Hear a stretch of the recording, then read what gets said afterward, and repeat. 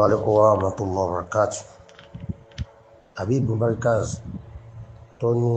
Imamu Bukhari ògbólábáwá ó sọ lábáwá kan àtàná mo ti rí náà ṣùgbọ́n mò ń dúdú àwọn ọmọ wọn yẹn mo fẹ́ ká wá kọ̀rẹ́ tiẹ̀ ní ìdíje fẹ́ sọ̀rọ̀ ẹni tó ní Imamu Bukhari tí ìbá yìí kéèyàn mọ ìmọ̀ kò mọ túmọ̀ ìmọ̀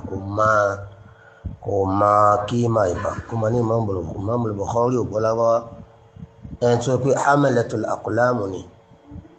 tó bá ní hamalatul aqlam kìnnáyà ni tí ń túmọ̀ sí ẹni tó láìkó bọ̀ kọ̀ọ̀kan wal Imamu Bukhari kana maktabatan nafsahu. Imam Bukhari is a library on his own. Kò sì kọ́ kan pẹ̀lú èdè mi ò lágbára lórí kọ́ ọmọ ẹlẹ́bọ àbí mọ́tàzì kọ́ jáde kọ́ wá ní Imam Bukhari ògbólábáwá kọ́ bẹ̀rẹ̀ lágbára ní gbé àjẹ́ ìtakọ́ ni wọ́n ní ana muzi'iju jiddan bi ru'yati ashiya la astati'u an asifa látòkè ìdílẹ̀ ìsọ̀wùsọ̀ ni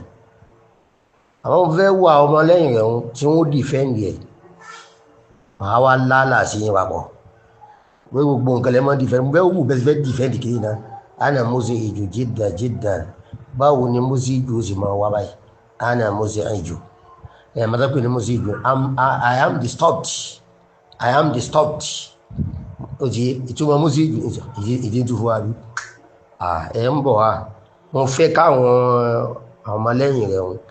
kó wá sọ ìtumọ̀ ká wá dìfẹ́ǹdì àfa wọn ana muzi'iju jiddan bi ru'yati ashiya la astati'u an asifa àwọn lábáwá rí dìrìdé lábáwá jẹgbẹjẹgbẹ lábáwá játijàti tọpẹ tó ṣe lábá a native speaker of Arabic cannot even understand àwọn lábáwá gan ò lè gbọ́ yé ẹwọ kan àfa àgbà ogun Nàìjíríà nípa ẹlẹ́bọ kò gbọ́ lábáwá rà nípa wallahi ẹ̀mí ẹ̀sẹ̀ bọ́ sọ kò gbọ́ lábáwá ni èmi sọ fún yín o àbí kò gbọ́ lábáwá àmọ́ mo fẹ́ dúdú àwọn ọmọ rẹ̀ ẹran kó tántàrí ẹ̀ ana muzi'iju jiddan ewu lágbára àgbákú bi ru'yati ashiya la astati'u an asifa èdè rìn olódo aláwọ̀ máa dúdú ti yín mọ yẹ̀yẹ́ yín náà ni kí wọ́n ní Imamu Bukhari ògbólábáwá ìwọ Imamu Bukhari ògbólábáwá ṣé bá bá ayé àdáwọ̀ bíláì lọ́wọ́ ògbólábáwá ọmọ jẹsẹ̀ stiri ògbólábáwá yóò rú ọ kọ́ka owó tí àwọn bá rẹ jọ gbogbo ẹ̀ papọ̀ báyìí kọ́ka jọ àwọn kò tó sọ yìí Bukhari bùjáde náà ọkọ ṣẹ̀fí bùjáde mẹ́rin ti Bukhari kò tọ́ yọkan wallahi ilẹ̀ àti kìí ṣe ní kí mọ́mú sọ ní ẹ̀kọ́ lábá tó wà mẹ́ kò tó tá a bá tó wá sọ pé ọ̀rọ̀ ẹ̀sẹ̀ láàyò kọ́ ọ̀rọ̀ wọn ò lè fi méjì bí sọpọ́tà wọn à lè fi ríra wọn láíláí wọn ní Imam Bukhari alladhi kana hamalatul aqlam wa hamalatul aqlam ẹ ti máa ń kọ̀ ọ̀kan níbà àmọ́ tí òun tiẹ̀ òye tí yé báyìí sí òun ò lè jẹ́ hamalatul aqlam láyé tọ̀wílù lisanu ni kìnnáyà rí àbíkẹ́ pé uslubun min asalibil arabiyya kìí sí báyìí sí tọ̀wílù lisanu kí lẹ́gbẹ̀ẹ́ tọ̀wílù lisanu ìtumọ̀ ẹ̀ ni pé abáyá túbà ẹ̀ ètí báyìí yóò gbọ́ jẹ́ ẹnikẹ́nu ẹ̀ gún ìtumọ̀ ẹ̀kọ́ yẹn o ẹ̀ tí máa ń sáwọn ẹ̀ lọ́gbẹ́ lórí odò tọ̀wílù lisan òun ni àbíbù yóò bọ̀ sáà Imam Bukhari Allahu akbar eléyìí ayé gbólígbò lè bá Nàìjíríà ìfà ìwọ àbíbù máa rí Imam Bukhari ògbólábáwá ó lè sọ lábáwá mẹ́rin tìrán àbíbù lè sọ yóò máa la náà ni ana muzi'iju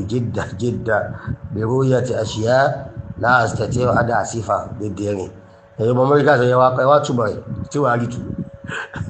ẹwà túbọ̀ rẹ̀ bá lè rí tu láyé yìí bó gbéṣẹ́ fún yìí bẹ́ẹ̀ bí rí tu ẹgbà owó lábáwá jẹgbàjàgbà àlẹ́ tó gbọ́ lábá tó ọmọ lábá kò lè gbọ́ yé ọmọ lábá tó kẹ́kọ̀ọ́ dáadáa kò lè gbọ́ yé ń dóde wọn èmi sọ̀rọ̀ lórí ẹ̀ rí àmọ́ mo fún ọjọ́ ọ̀sẹ̀ mélòó kan ẹ sọ̀rọ̀ yìí sọ̀rọ̀ lórí ẹ̀ àmọ́ mo fẹ́ wò bóyá fẹ́ dìfẹ́ dì àfa yín lórí nǹkan àfa gbogbo ayé Nàìjíríà rẹ̀ yẹn àgbá ẹ̀yọ́ bídíà tí é fi ta tàbí bá jẹ́ olórí yín bá jẹ́ àfààyín ayé pé kò sí kankan mẹ́kàsì òdo ló wà bẹ́ẹ̀ wallahi òdo ló wà kò sí